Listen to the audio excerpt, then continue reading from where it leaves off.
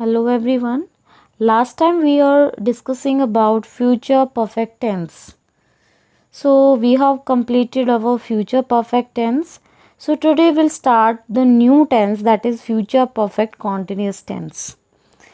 So as you know, we have already covered our three tenses of future tense, that is simple future tense, future continuous tense, future perfect tense.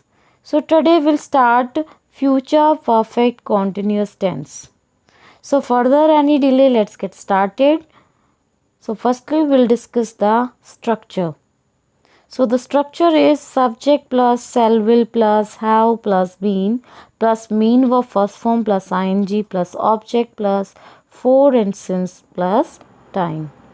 कि future perfect continuous tense के अंदर हम सबसे पहले subject का use करेंगे. हमारे जो हेल्पिंग वर्ब्स होंगे वो होंगे shall have been and will have been. हम यूज़ करेंगे main verb first form plus ING and after that will use object since and for and in last time. So this is the structure of future perfect continuous tense.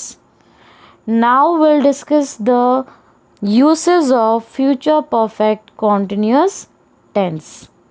So its uses is to express the action that will continue for a fixed time in the future.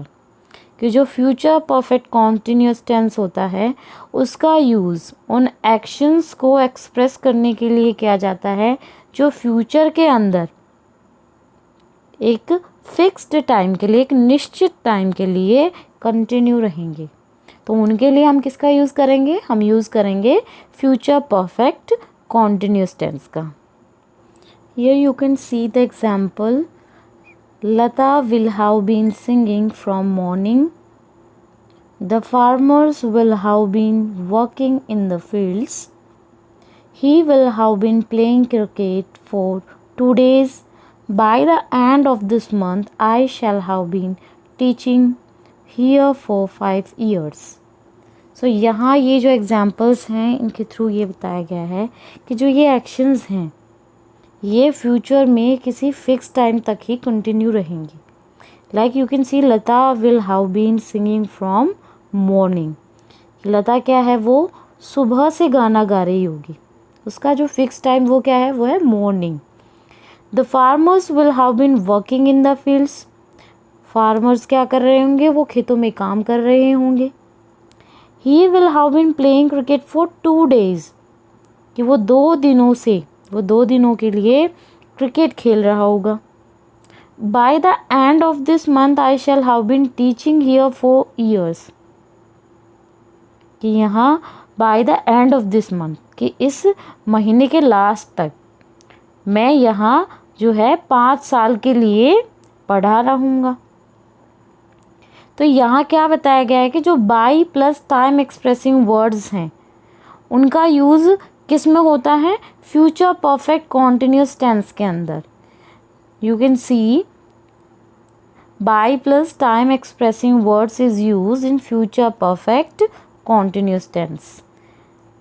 Next इसमें क्या बताया गया है कि जो future tense होता है, future tense to express point of time from is use instead of since. कि फ्यूचर टेंस के अंदर अगर पॉइंट ऑफ टाइम है उसको एक्सप्रेस करने के लिए हम सिंस की जगह फॉर का यूज़ करेंगे, फ्रॉम का यूज़ करेंगे. You can see one example is there. Lata will have been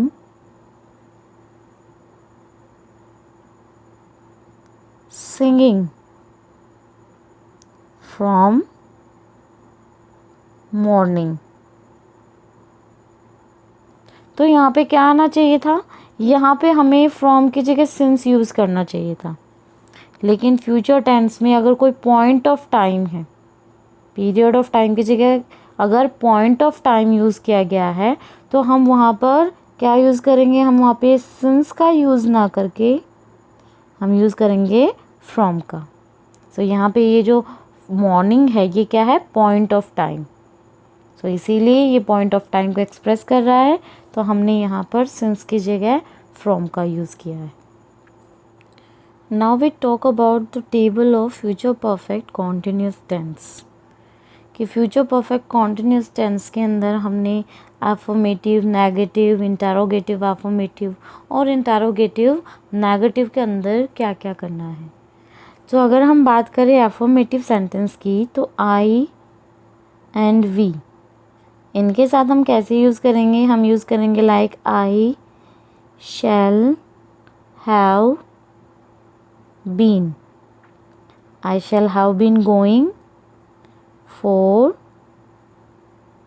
2 hours।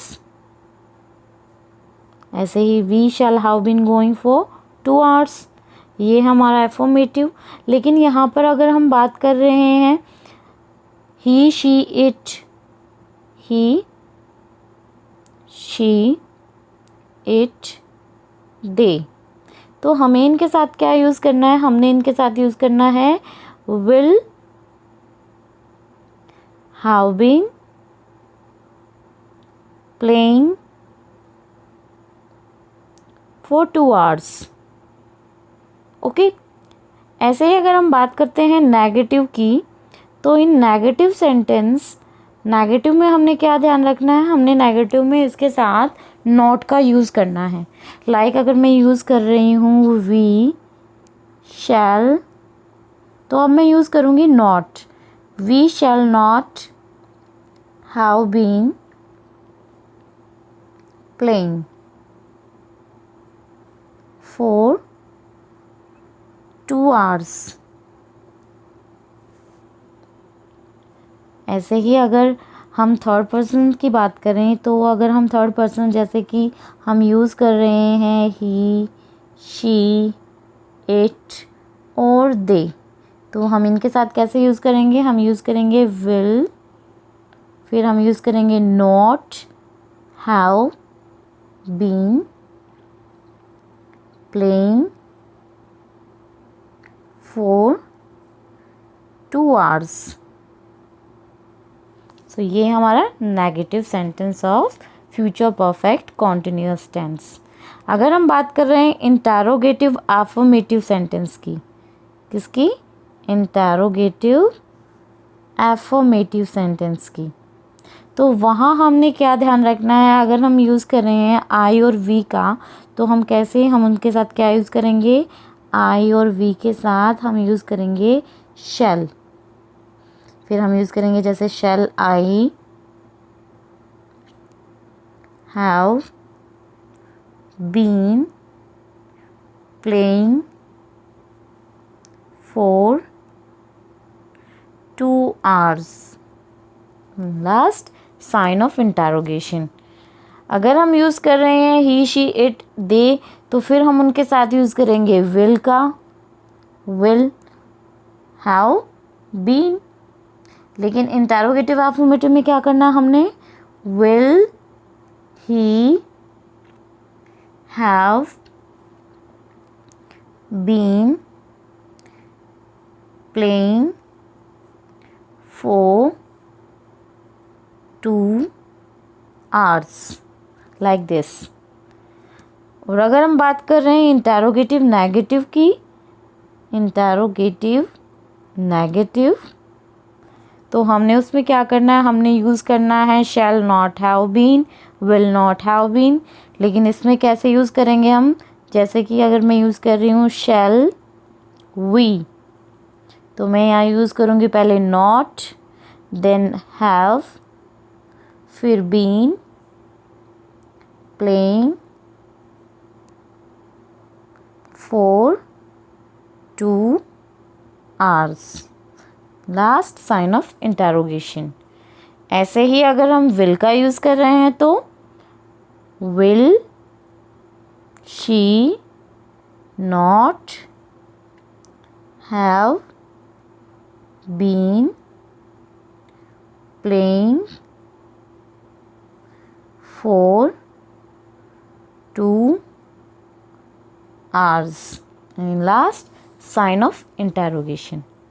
So this is the table of future perfect continuous tense, and I think this tense is clear to you.